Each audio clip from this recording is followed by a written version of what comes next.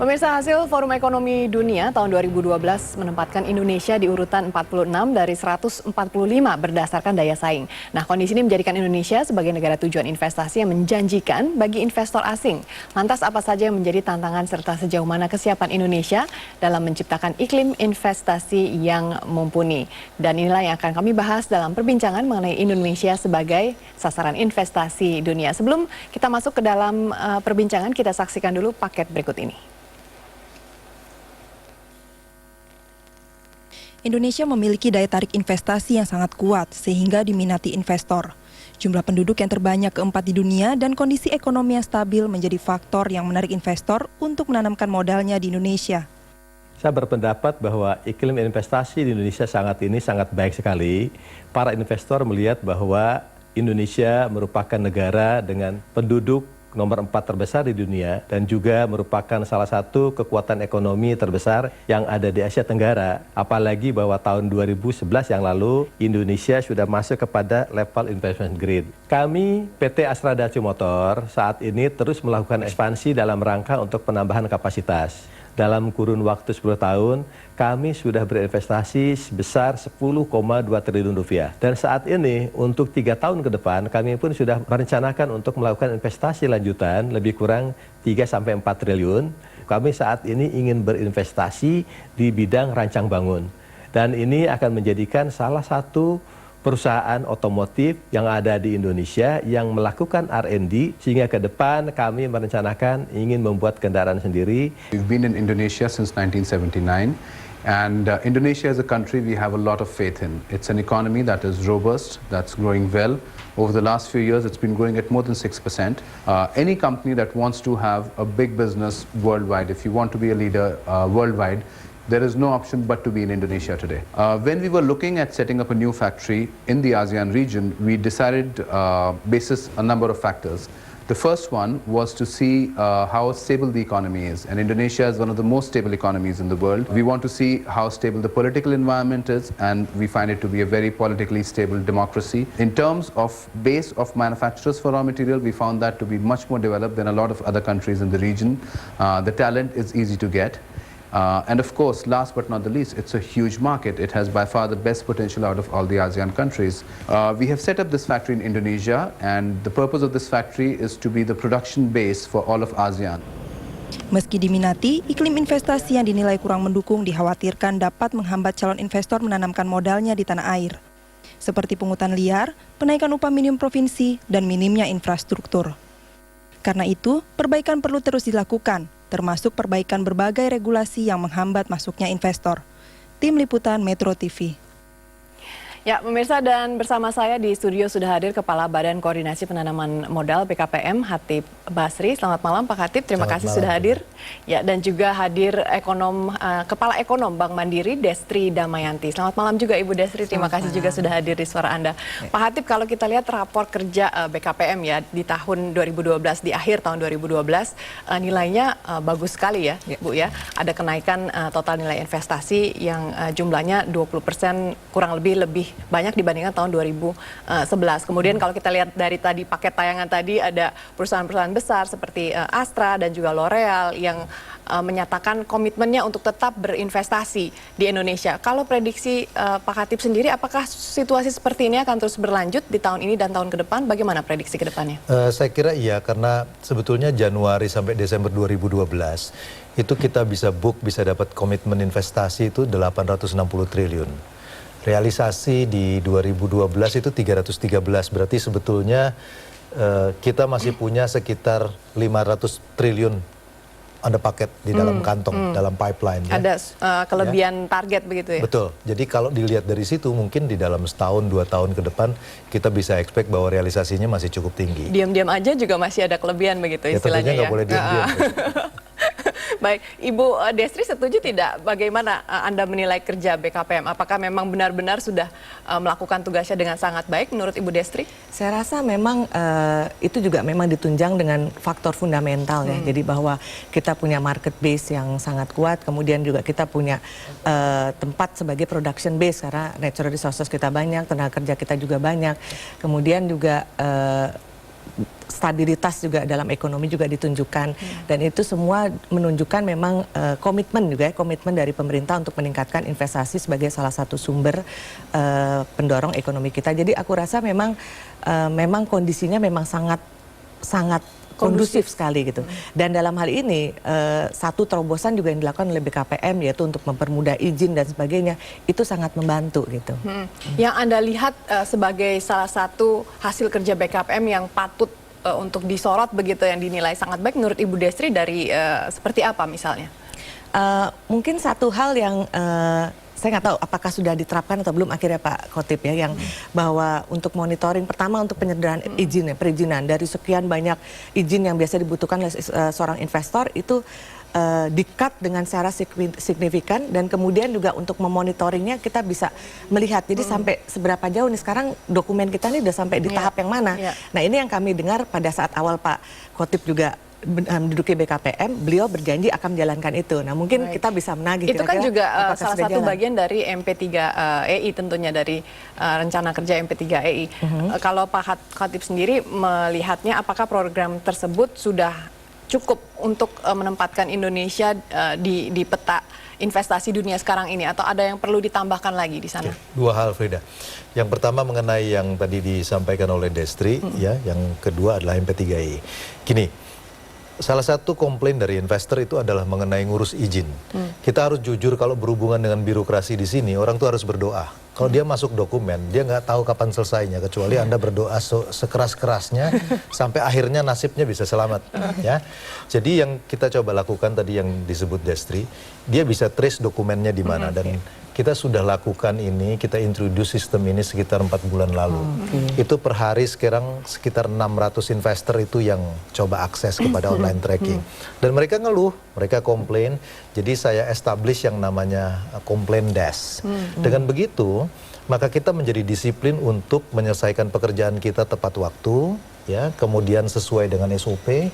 Jadi kita nggak bisa malas. Nah, ini buat saya ini penting ya. Kemudian yang kedua tadi dibilang sama Destri mengenai simplifikasi peraturan. Sekarang itu kalau orang mau ngurus izin di BKPM, itu ada 38 formulir.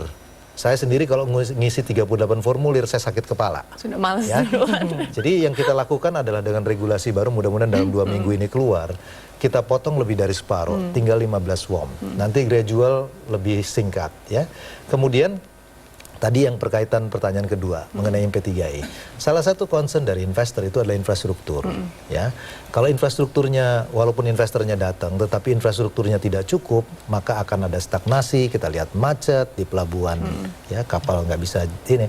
Nah, itu yang saya kira pentingnya dari MP3EI. Tahun ini 12 airport itu akan di-launch. Kemudian kemarin groundbreaking untuk Kali Baru. Kemudian total proyeknya ada 82 proyek, sekitar 143 triliun. Jadi saya sendiri nggak terlalu puas dengan progres infrastruktur, itu mesti diakuin, tetapi at least kita coba catch up. Ya. Di masa lalu itu tidak banyak kreatif, banyak pembangunan infrastruktur yang dilakukan, sehingga kita mesti ngejarnya agak lebih cepat. Berarti masih ada masalah di infrastruktur begitu ya Pak Khotib. Itu Ibu pasti. Destri, Anda melihat dari seluruh investasi yang masuk ke Indonesia, apa memang sudah merata di daerah-daerah di Indonesia, atau ada pemusatan di suatu daerah tertentu? Iya, kalau saya melihat memang sebenarnya bukan, ya investasi bukan hanya kita bicara FDI ataupun investasi di BKPM ya. Tapi investasi secara keseluruhan memang kan masih sangat terkonsentrasi di daerah Jawa dan Sumatera ya. Memang kita sempat menghadapi komoditi booming, di mana pada saat ada komoditi booming itu sekitar tahun 2009-2010, itu investasi di Kalimantan, di Sulawesi itu tumbuh. Tapi kemudian memang harus kita akui sekarang ini memang masih sangat terkonsentrasi kepada dua wilayah itu, yaitu Jawa dan Sumatera. Ya, apa yang bisa dilakukan nih Pak Khotib untuk menyebarkan? Sekarang sebetulnya dalam hal angka itu sudah mulai relatif lebih baik. Karena Jawa itu 53%, luar Jawanya 47%. Ya. Jadi yang bisa dilakukan sebetulnya adalah ini nanti berkaitan dengan negatif investasi atau apa yang kita bisa pakai. Misalnya gini, satu perusahaan itu ingin invest sektor tertentu. Kita bilang kita bisa terima, tetapi syaratnya Anda harus lakukan di luar Jawa. Karena di sini sudah Berarti crowded, ada ya. pemetaan seperti itu ya. Jadi itu bisa digunakan sebagai instrumen. Kita bisa gunakan argumen dari mengenai environment, mengenai macam-macam, sehingga dengan sendirinya ada semacam direction. Tapi Pak Hatip, bukannya itu malah kadang menyurutkan niat investor karena dia memang sudah appetite-nya di daerah tertentu, kok tidak boleh begitu? Itu betul, dari sisi itu betul, tetapi juga kalau kita izinkan dia terus di Jawa, itu infrastrukturnya nggak akan jadi mau tidak bisa mau memang menolak, harus dilakukan. ya. Sehingga kita harus encourage mereka. Di samping faktor lain sebetulnya adalah kalau bisa itu insentif kalau orang taruh di Indonesia Timur misalnya. Baik. Kita akan jeda dulu, Ibu Desri dan Pak Hatip, dan pemirsa tetaplah bersama kami. Suara Anda masih akan kembali sesaat lagi.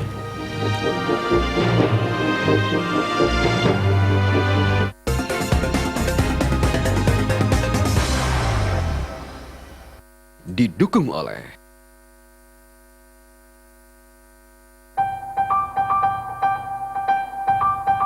Indonesia telah menjadi tujuan utama investor di kawasan Asia. Sebagai satu-satunya anggota G20 dari Asia Tenggara, Indonesia mempunyai produk domestik bruto 1 triliun dolar. Didukung oleh kebijakan makroekonomi yang kuat, stabilitas politik dalam negeri yang selalu terjaga dan berwawasan reformasi, pasar domestik yang terus berkembang, dan generasi muda yang dinamis dengan 50% penduduk berusia di bawah 30 tahun. Kini, iklim investasi yang sehat dan pengaruh yang kian meluas semakin membuat Indonesia bersinar di dunia. Invest in Remarkable Indonesia.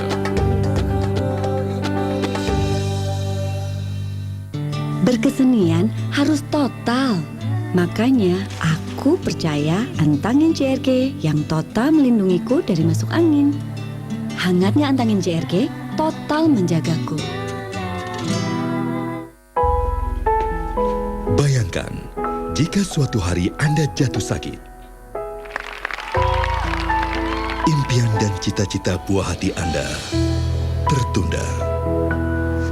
Di AXA, kami memberikan akses perawatan medis yang tepat serta perencanaan keuangan untuk masa depan Anda dan keluarga. Tak perlu memilih menjadi sehat atau sejahtera. Bersama AXA, Anda mendapatkan keduanya. Ingat sehat, ingat AXA. AXA, Redefining Insurance. Sehatnya yogurt wajib dibawa setiap hari. Pencernaan sehat, tubuh ideal. Dikemas aseptis tanpa pengawet, siap dibawa kemanapun. Heavenly Blush.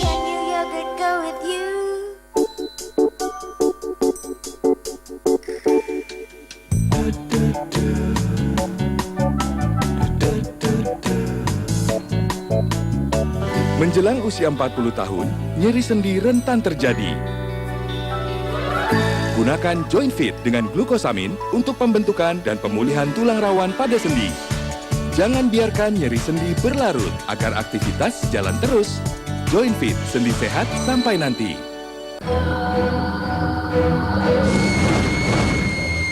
Baru, teh segar dari 2 Tang. Segarnya teh pilihan dan gula asli. Segar, sejuk. Penyakit jantung dan stroke adalah pembunuh nomor 1. Rutin mengkonsumsi Quaker Oats yang mengandung beta-glukan dapat membantu menurunkan kolesterol dan mengurangi resiko penyakit jantung. Sayangi jantung Anda dari sekarang bersama Quaker. Wah, kakak cantik sekali. Kan aku pakai Cefu. Cefu, pilihan yang terbaik.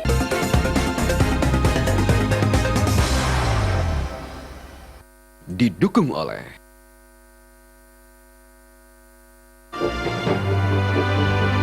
Terima kasih pemirsa, masih di Suara Anda membicarakan Indonesia sebagai sasaran investasi dunia. Pak Khotib, Indonesia kan sudah dapat peringkat investment grade dari 2 lembaga pemeringkat yang besar, yaitu Fitch dan juga S&P. Tapi Moody's ini masih belum memberikan level. Moody's yang sudah. Moody's yang sudah. S&P yang belum. S&P yang belum, baik.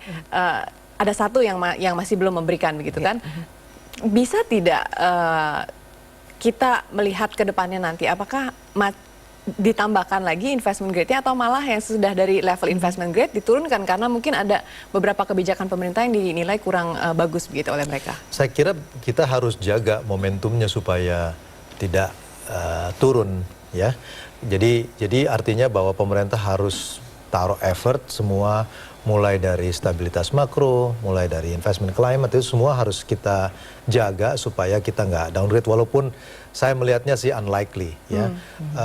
Tapi kalau misalnya sampai downgrade tuh efeknya akan besar. Tapi masalahnya gini Frida, di sisi lain di dunia orang itu struggle dengan pertumbuhan ekonomi 0 sampai 1. Indonesia tumbuh 6,2%. Di India punya problem dengan inflasi, Cina juga punya problem. Inflasi kita tahun lalu 4,4%. Misalnya Spanyol, kemudian Yunani punya debt to GDP 113%. Kita di bawah 24, jadi saya nggak lihat alasan bahwa mereka akan downgrade. Tetapi memang ada beberapa concern yang tentu kita harus jaga dan jawab persoalan itu. Ibu Desri, Anda melihatnya bagaimana? Apakah kebijakan pemerintah selama ini sudah mendukung ada satu kebijakan yang katakanlah menjadi pertimbangan dari lembaga pemerintah ini bahwa Indonesia kemudian tidak jadi masuk investment grade, yaitu tidak jadinya harga BBM diturunkan, dinaikkan, jadi subsidinya diturunkan tidak jadi.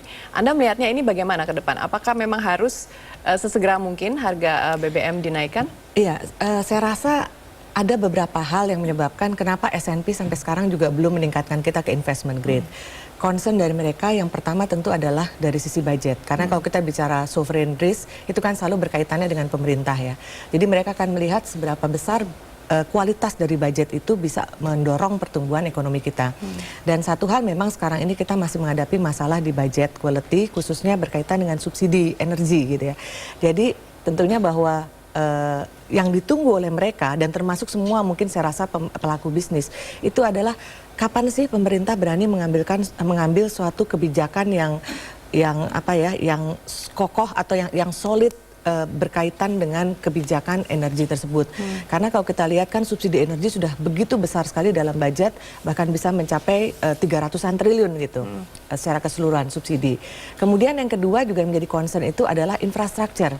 Jadi kita ini juga harus hati-hati. Memang sekarang ini kita bisa boleh dibilang menjadi darlingnya dari para investor kan. Semua mau masuk ke sini gitu karena melihat potensi yang begitu besar. Tapi lihat dulu kapasitas kita khususnya dalam hal infrastruktur itu memenuhi atau tidak. Bagaimana kebutuhan energinya, apakah sudah memenuhi atau tidak. Jadi ini yang menyebabkan dua hal tadi saya rasa bahwa budget quality dan ketersediaan infrastruktur termasuk energi dan juga untuk logistik itu menjadi concernnya para investor dan juga para lembaga pemerintah tersebut. Anda melihat situasi politik sekarang mendekati pemilu, apakah nanti akan ada efeknya juga? Kalau saya lihatnya gini ya, investasi di sini. Tapi saya melihatnya sekarang politik sama ekonomi itu nggak totally mungkin decoupling gitu nggak. Tapi paling tidak orang yang bergerak ekonomi dia jalan sendiri, politikalnya struggling di sini ya mereka urusannya sendiri. Jadi masing-masing punya tugas dan kewenangannya sendiri. Contohnya isu kudeta hari ini nih Pak Khotib, apa ada efeknya begitu terhadap bisnis kan jalan gitu. Saya ngelihatnya gini, oke, ini pertanyaan yang sering ditanyakan sama investor mengenai beyond 2014 tuh seperti apa sih? Tentunya yang diharapkan adalah ada continuity dari policy ya, karena yang sekarang itu praktis sebetulnya relatif stable gitu ya. Tetapi pertanyaannya adalah kalau beyond 2014 itu seperti apa? Saya selalu menjawab bahwa ini kalau kita secara rasional ya, siapapun yang jadi presiden setelah 2014 itu tentunya targetnya harus bisa menurunkan kemiskinan. Logikanya harus begitu. Karena itu dia harus menciptakan lapangan kerja. Kalau Anda mau ciptakan lapangan kerja, Anda harus membuat pertumbuhan ekonomi. Nah, 1% pertumbuhan ekonomi di Indonesia itu butuh rasio investasi terhadap PDB sekitar 5,3. Nah, kalau Anda mau ciptakan lapangan kerja, menurunkan poverty, Anda harus tumbuh 6,5 sampai 7%. Artinya ada kebutuhan investasi terhadap PDB sekitar 38%. Tabungan domestik kita itu sekarang hanya 32. Jadi yang saya mau bilang adalah despite dari gonjang-ganjing politik, rasionalitas ekonomi itu akan membuat bahwa Indonesia tetap harus terbuka kepada investor. Nah ini yang nanti juga akan mendrive di dalam policy. Jadi kalau ada concern dari investor dalam jangka pendek mungkin aja terjadi, tetapi saya melihat bahwa tidak akan perubahan signifikan di dalam medium term. Gitu. Anda melihatnya angka 6-7% ini setelah 2014 ini masih akan terus berlanjut atau ada pengurangan sedikit atau? Harus, Frida. Kenapa? Karena kita itu punya yang namanya penduduk muda sampai 2025. Setelah 2025 penduduk kita akan sudah mulai tua. Nah kalau kita masuk di dalam areal di mana aging population, itu growth kita nggak akan bisa setinggi sekarang lagi. Karena itu sampai 2025 kita harus push growth kita. Kalau menurut saya bahkan harus di atas 7%. Bahkan harus di atas 7%. Ya, sangat setuju. Anda setuju juga, Ibu? Ya, setuju sekali. Justru sekarang ini kita bayangkannya gini, dengan segala macam permasalahan yang masih kita hadapi, kita masih bisa tumbuh sekitar 6,2-6,3%. Artinya, kalau semua permasalahan itu bisa teratasi, tentunya pertumbuhan ekonomi kita bisa lebih tinggi daripada itu. Baik, Ibu Destri, terima kasih. Dan kita mau jeda sekali lagi. Pemirsa tetaplah di Suara Anda, kami kembali sesaat lagi.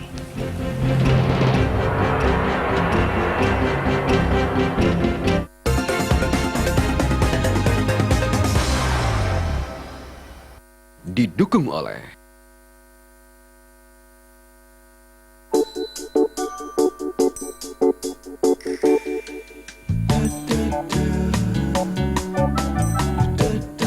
Menjelang usia 40 tahun, nyeri sendi rentan terjadi. Gunakan Joint Fit dengan glukosamin untuk pembentukan dan pemulihan tulang rawan pada sendi. Jangan biarkan nyeri sendi berlarut agar aktivitas jalan terus. Joint Fit, sendi sehat sampai nanti. Bayangkan, jika suatu hari Anda jatuh sakit, impian dan cita-cita buah hati Anda tertunda. Di AXA, kami memberikan akses perawatan medis yang tepat serta perencanaan keuangan untuk masa depan Anda dan keluarga. Tak perlu memilih menjadi sehat atau sejahtera. Bersama AXA, Anda mendapatkan keduanya. Ingat sehat, ingat AXA. AXA, Redefining Insurance. Buat saya, susah dapat yang klop, kecuali yang satu ini. Klop, dua rasa, dua warna dalam satu keping klop. Klop rasanya? Klop nikmatnya, cuma ini yang klop buat saya. Sehatnya yogurt wajib dibawa setiap hari. Pencernaan sehat, tubuh ideal. Dikemas aseptis tanpa pengawet, siap dibawa kemanapun. Heavenly Blush.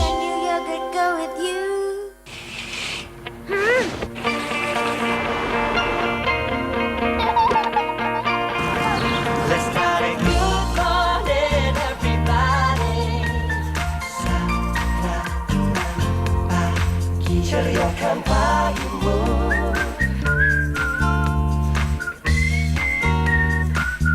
Sarapan pagi, berbagi bersama di Pizza Hut.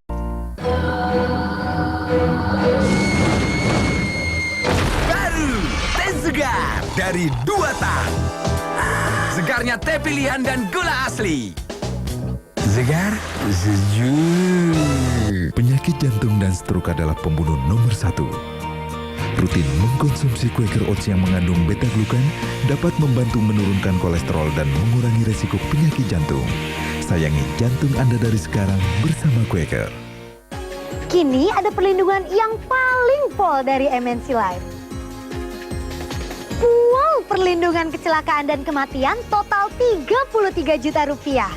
Dapatkan cuma dengan Rp55.000 saja. Layanan uang muka klaim dalam 1 hari saja.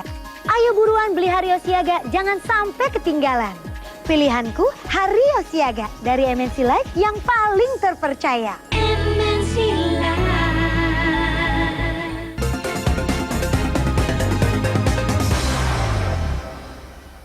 Didukung oleh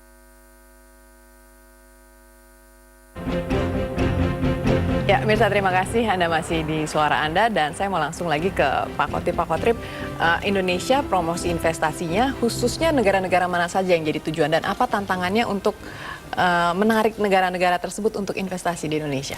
Sekarang yang paling besar tentunya Asia Timur ya, Singapura, Jepang, Korea, ya. Itu yang relatif paling besar. Tetapi ke depan saya juga melihat begini, Indonesia ini nggak bisa lagi hanya bertahan dengan sumber daya alam sama buruh murah. Itu nggak mungkin lagi, dengan kelas menengahnya makin berkembang. Maka kita, bukan berarti saya mau bilang bahwa kita lupain itu semua. Saya ambil contoh di dalam garment business ya. Upah dari Bangladesh itu sepertiga dari kita. Jadi kalau kita bikin produksi garment yang murah, nggak mungkin bisa compete. Maka kita harus masuk ke dalam fashion, ke dalam desain. Jadi dengan kelas menengah yang muncul, maka orang mulai cari batik yang vintage, ya, ATBM, segala macam itu, dan orang willing untuk beli batik dengan harga jutaan rupiah sekarang. Nah, ke depan itu yang kita harus mengarahkan ke sana. Ada inovasi, ada soal teknologi. Nah, saya melihat bahwa Eropa dan Amerika itu juga negara yang harus kita kejar. Tapi Mas Khatib, cheap labor itu kan terjadi karena labornya unskilled gitu, atau kurang keterampilan. Gimana caranya Indonesia mendapatkan transfer knowledge? Kalau menurut saya sebetulnya salah satu yang saya belum berhasil untuk ini, meyakinkan Menteri Keuangan, training itu lakukan aja di perusahaan, ya, perusahaan lakukan langsung, alatnya sudah cukup baik, kemudian kenakan tax deductible. Jadi ada insentif buat perusahaan untuk melakukan training, untuk melakukan R&D. Dengan begitu tanpa disuruh, maka mereka itu dengan senang hati, karena itu akan merupakan keuntungan dari mereka. Ya, Ibu Destri masih melihat tantangan yang sama? Kalau saya, ya mungkin yang menjadi concern sebenarnya masalah kualitas dari tenaga kerja kita. Karena memang kalau kita lihat 93% dari tenaga kerja kita itu kan masih SMA ke bawah ya, secara formal education. Jadi ini mungkin akan menjadi tantangan kita ke depan, apalagi kalau kita sudah bicara ASEAN Economic Community lah, kita mulai itu dulu 2015, di mana akan ada free flow untuk barang, jasa, dan juga modal. Nah, dalam hal ini, barang nih kita sekarang juga udah banyak kan dari asing, dari luar ya, import. Bagaimana dengan jasa? Karena kalau jasa udah menyangkut juga langsung dengan dengan tenaga kerja kita kan. Jadi usulan dari Pak Khatib tadi menarik sekali saya pikir gitu. Kalau itu bisa dikembangkan, karena perusahaan kan yang tahu sebenarnya skill apa sih yang dibutuhkan oleh labornya gitu. Ketimbang kalau kita lihat sekarang memang dana pendidikan itu sudah banyak sekali kan, ada 20%. Tapi ya mungkin pendidikan yang keterampilan dengan subsidi BBM gitu. Iya, betul. Tapi pendidikan keterampilan itu juga menjadi penting dibandingkan ke pendidikan formal. Jadi mungkin ide itu bisa digulirkan itu, Pak. Saya setuju sekali dengan Ibu Destri, ide itu. sekalian closing statement untuk malam ini. Oke. Berkaitan dengan investasi, kalau saya sih melihatnya bahwa kita jangan sampai terlena. Jadi walaupun sekarang Indonesia masih menjadi suatu daerah tujuan investasi dari banyak investor di luar, tapi tentunya kan masih banyak PR yang harus kita selesaikan, dan itu yang harus kita fokuskan ke depan. Karena kalau tidak, susah kalau sampai kita kehilangan kepercayaan dari mereka. Untuk memperbaiki confidence itu butuh waktu lama sekali. Jadi, saya setuju sama Destri. Good times makes bad policy, bad times makes good policy. Jangan sampai orang merasa situasinya baik, kemudian kita nggak melakukan reform. Buat saya, it's about time untuk lakukan reform. Anda kalau mau betulin genteng, itu cara terbaik adalah ketika tidak terjadi hujan. Tapi biasanya orang baru betulin genteng ketika bocor. Ya, itu yang kita harus hindari. Yang susah juga kan Pak Khatib, katanya meminta orang datang, tapi untuk meminta mereka stay di sini untuk waktu yang lama itu juga suatu tantangan gitu ya, walaupun sudah masuk kalau di sininya. Betul. Tapi saya kira sekarang udah mulai terjadi, Frida, karena FDI itu komposisinya sudah lebih besar dibandingkan portfolio di balance of payment kita. Jadi lebih panjang waktunya sekarang. Baik, terima kasih Pak Khatib, dan terima kasih juga Ibu Destri atas waktunya, dan pemirsa terima kasih juga kepada Anda yang sudah setia bersama kami selama 60 menit terakhir. Saya Frida Litwina dan tim yang bertugas undur diri dulu. Selamat malam dan sampai jumpa.